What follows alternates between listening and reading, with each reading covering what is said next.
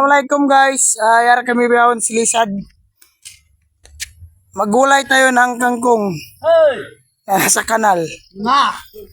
Actually ito malinis to. Kasi tubig ulan lang yung tubig dyan oh. So yung kangkong na to, tinapon lang to dati dito. Tumubo, ngayon gugulayin na. Kasama pala natin dito si Baby Boy at si Patamuyong sa pagkuha ng kangkong guys.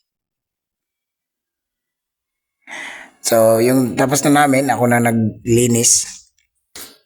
Habang si Baby naman ang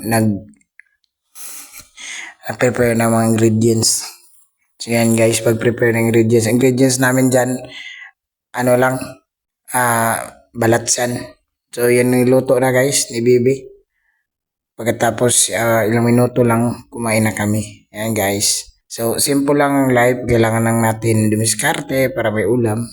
Salamat na pala sa pagsubaybay guys. Thank you.